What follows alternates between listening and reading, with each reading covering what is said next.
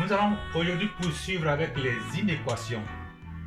Mais pour mieux comprendre les inéquations, il est nécessaire de faire un retour sur les inégalités, car non seulement ces deux notions mathématiques sont reliées par les mêmes symboles, les symboles d'infériorité, supériorité, infériorité égale, supérieur égale, donc inférieur, supérieur, inférieur égale, supérieur égale, mais aussi les mêmes règles d'opération mathématiques qui s'appliquent aux inégalités s'appliquent aussi également aux inéquations. Voilà pourquoi c'est nécessaire de faire un rappel, un retour sur les inégalités pour qu'on puisse mieux comprendre comment on résout les inéquations. Alright? Alors, on commence par le premier cas. On sait tous que 2 est inférieur à 3. N'est-ce pas? Alors, dans ce premier cas, K1, on va ajouter de part et d'autre de cette inégalité-là, on va ajouter un même nombre, disons plus 2 à gauche, plus 2 à droite. Ok?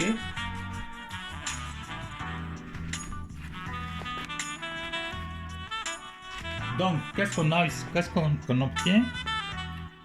On obtient alors 2 plus 2, ça fait bien 4. 3 plus 2, ça fait 5. Et on remarque que 4 est toujours inférieur à 5. Ça veut dire que le symbole d'inégalité là n'a pas changé de sens. C'est toujours la même inégalité. Ok? Alors, toujours avec la même inégalité 2 inférieur à 3, nous allons maintenant considérer le deuxième cas.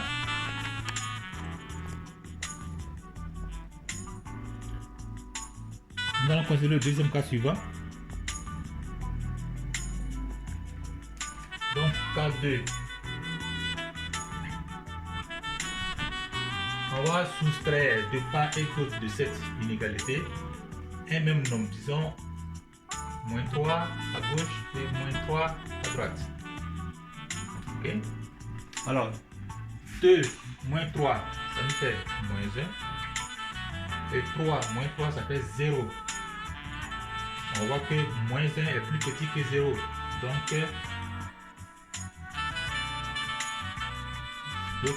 notre symbole d'inégalité n'a pas changé de sens. C'est toujours la même chose. Ok? On continue avec le cas suivant.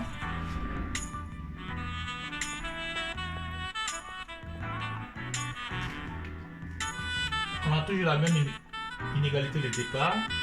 2 plus petit que 3. Et maintenant le cas 3.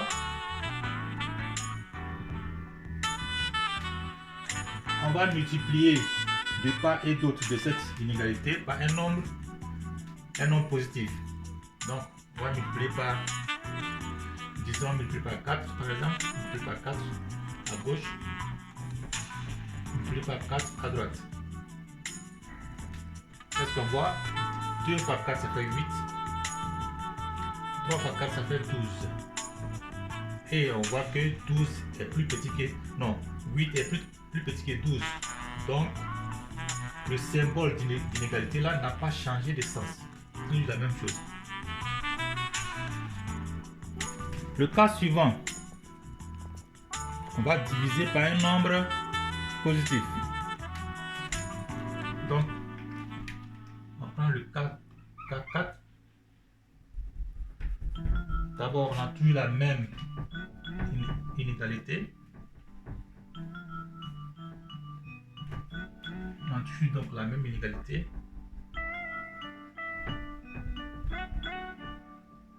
2 inférieur à 3. Et le prochain cas, le cas 4, on va multiplier, on va diviser de part et d'autre par un nombre positif. Donc diviser à gauche par 2, diviser aussi à droite par 2. Alors, 2 divisé par 2, ça nous fait 1. 3 divisé par 2, ça fait 1,5. Et on voit que 1 est plus petit que 1,5. Ce qui veut dire que notre symbole d'inégalité là n'a pas changé n'a pas du tout changé, c'est toujours la même chose. Le cas 5. Le cas 5 suivant.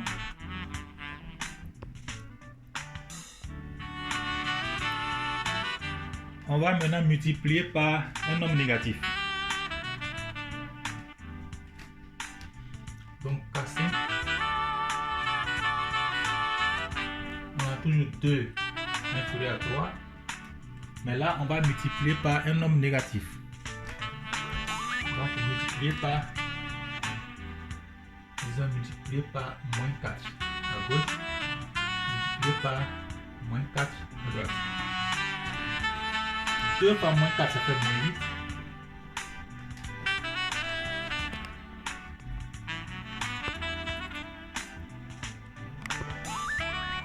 Deux fois moins 4, ça fait moins 8. Donc, et 3 fois moins 4, ça fait moins 12. Donc 3 fois moins 4, ça fait moins 12. Ok? Et est-ce qu'on peut dire de moins 8 et moins 4 et moins 12, qui est plus grand, qui est plus petit? Pour voir ça facilement, on peut considérer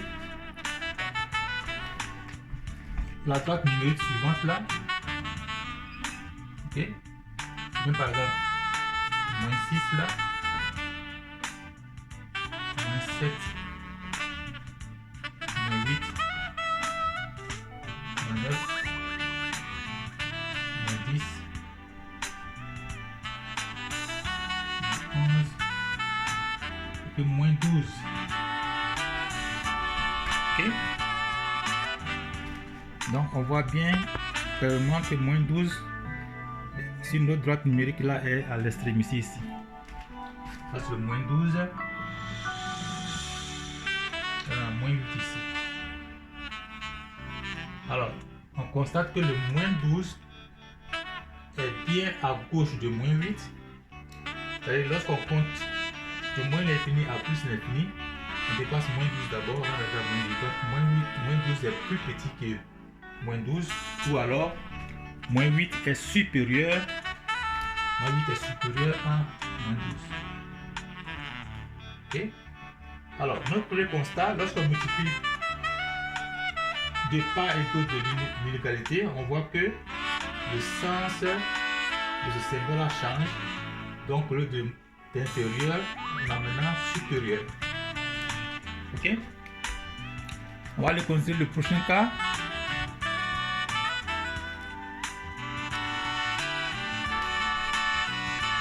On va considérer le cas suivant, le cas 6.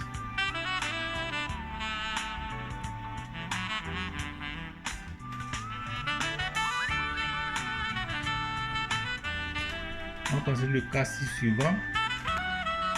Donc pour le cas 6, on va le considérer ici.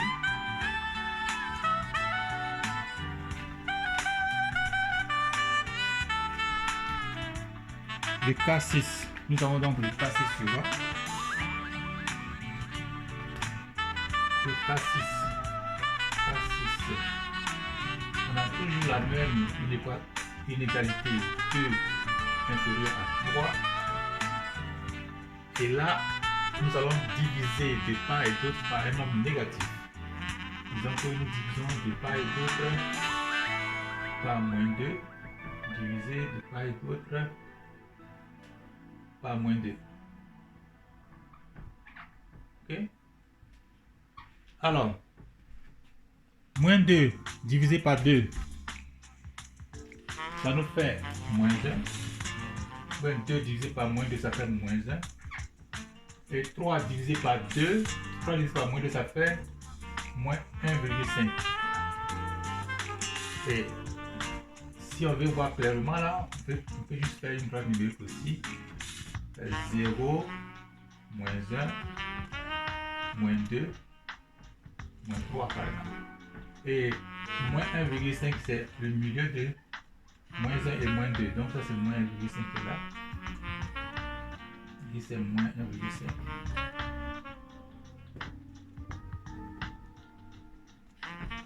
Moins 1,5. Alors, qu'est-ce qu'on voit?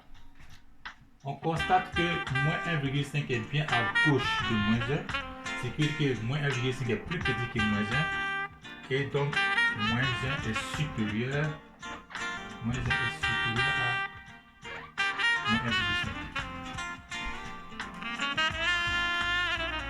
Donc moins 1 est supérieur à moins 1,5.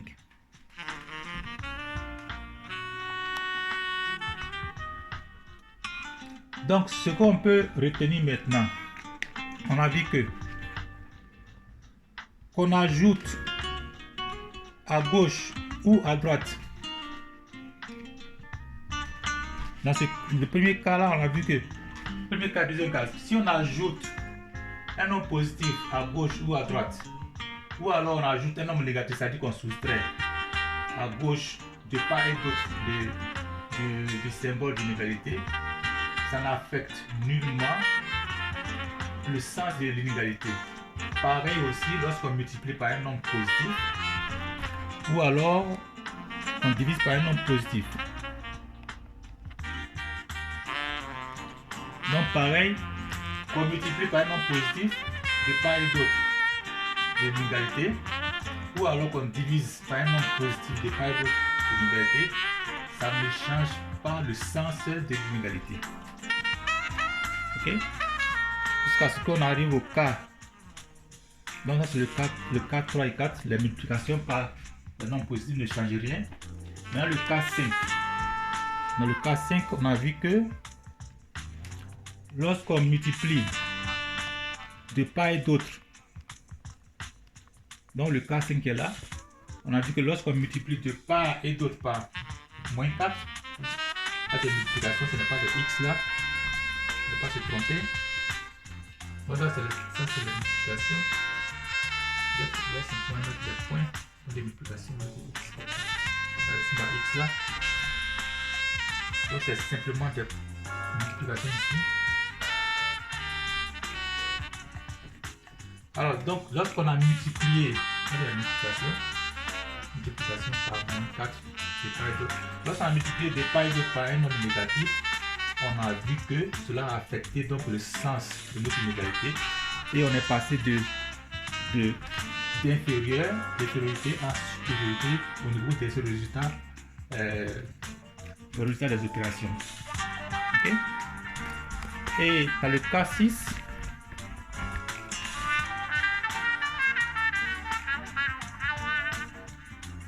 dans le cas 6 là, on a vu que lorsqu'on a divisé aussi, lorsqu'on a divisé par un nombre négatif, c'est divisé par moins de part et d'autre de l'inégalité, on a trouvé que il y a eu un changement de sens de l'inégalité au niveau des résultats. Donc, c'est seulement lorsqu'on multiplie par un nombre négatif ou bien lorsqu'on divise par un nombre négatif que le symbole de l'inégalité, que l'inégalité est affectée. C'est là que ça change de sens. Sinon, qu'on ajoute ou qu'on réduise de part ou à droite, ou alors qu'on multiplie par les nombres positifs, ou qu'on divise par les nombres positifs, ça ne change pas le nombre de le sens de l'inégalité. Ce qui est pareil, ce qui est correct avec ce symbole-là, est aussi pareil pour tous les autres symboles. Donc, ce qu'on vient de voir avec un seul symbole, avec ça s'applique à tous les 4 symboles, que ce soit inférieur, supérieur, inférieur égal à supérieur égal, c'est exactement les mêmes conclusions. Alright? Alors, nous allons prendre maintenant, on va considérer maintenant donc, on va appliquer les mêmes règles, les mêmes règles d'opération aux inéquations.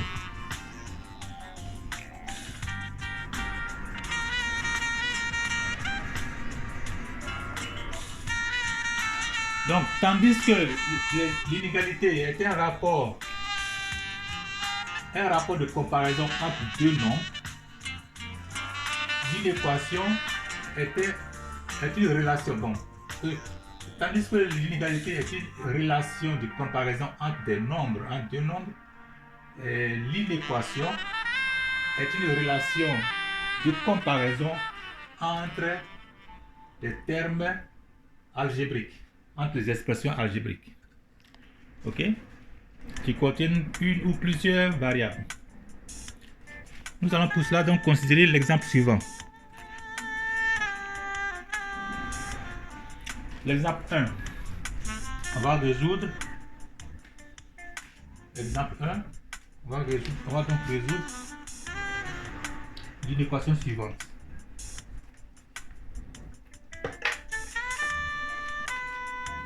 Exemple 1.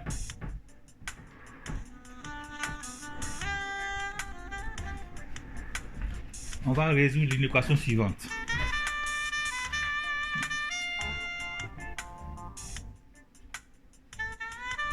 Okay. Exemple 1, résolvons donc l'équation suivante. 2x moins 3 supérieur ou égal à 6x plus 5. Ok? On va résoudre donc cette inéquation. Alors, on va procéder exactement de la même manière que lorsque nous résolvons une équation. On veut que les parties qui contiennent la variable soient du côté gauche du symbole de l'équation ici. Alors, on va ajouter donc le contraire de plus 6,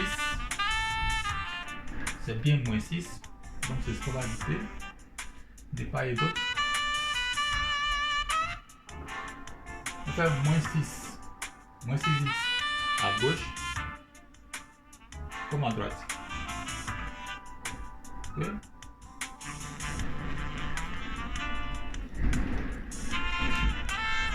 Ce qui nous fait donc 2 moins 6x, ça fait moins 4x. Et on a le moins 3 qui est là, moins 3 supérieur ou égal. Pourquoi? Parce que le fait d'ajouter ou de réduire ne change pas le sens de l'unité comme on vient de le voir. Et 6x moins 6x, ça fait 0, donc à droite il nous laisse 5 là. Ok. Prochaine étape, on veut isoler la partie qui contient la variable. Donc il faut éliminer le moins 3. Ce qu'on fait en ajoutant plus 3, c'est-à-dire le contraire de moins 3, de part et d'autre de l'égalité. Et là on va comptabiliser. Donc à gauche on va nous laisser moins 4x.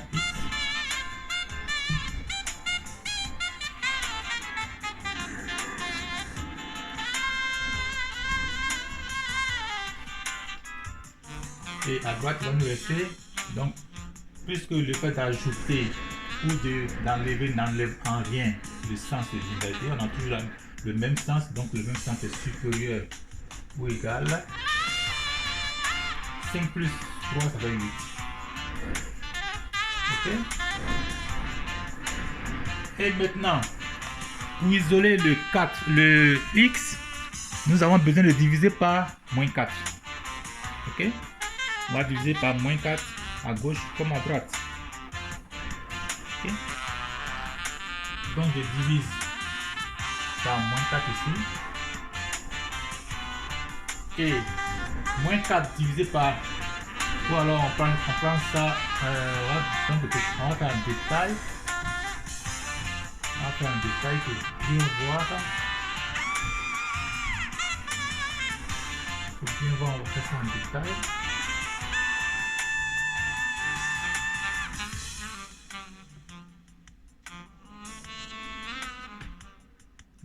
On va faire ça en détail doucement. Donc la prochaine étape, on va diviser par moins 4. Donc on a moins 4x comme au départ. Moins 4x divisé par moins 4. Ok. Et on a vu que si on divise par un nombre négatif, ça va automatiquement changer le sens de notre inégalité, du symbole de l'inégalité, de l'inéquation. Donc moins 4 divisé par moins 4. il va nous rester x. Et là, ça va devenir donc, au lieu de supérieur ou égal, on va voir inférieur ou égal. Ok? Inférieur ou égal à 8 divisé par moins 4. Et 8 divisé par moins 4 s'appelle moins 2. Donc finalement on a x inférieur ou égal à moins 2. Ok? Donc là c'est le résultat. Là c'est notre ensemble solution. Ok? Et disons que nous voulons représenter cet ensemble solution sur une droite numérique. C'est-à-dire donc on va faire une représentation graphique de l'ensemble solution. Ok? Pour cela, on peut choisir, bon, ça dépend des contraintes. Si on dit d'avoir des solutions réelles, donc on va considérer toutes les solutions possibles sur la droite réelle. Ou alors, si on veut des solutions, si on veut par exemple ici que, si on veut que x appartient à z par exemple, ça veut dire qu'on s'intéresse seulement aux solutions qui sont des nombres entiers. Ok? Alors, puisque x peut prendre la valeur moins 2, nous faisons un cercle autour de moins 2. On fait un cercle autour de moins 2 comme ça. Et le cercle est plein parce que x peut prendre la valeur moins 2. Moins 2 fait partie de la solution. Et donc, tous les nombres entiers qui sont à gauche, qui sont plus petits que moins 2 font partie de la solution. Donc là, je fais comme ça. Donc, moins 3 est une solution. Moins 4 fait partie de la solution. Moins 5 fait partie de la solution. Moins 6 fait partie de la solution. Ok? Alors, dans le cas où nous avons une droite numérique qui est graduée de moins 6 à 6. Ok? Donc là, ces solutions violettes et beige là sont des solutions dans Z. Ok? Ok, voilà ce qui est assez clair aujourd'hui. On passe à autre chose.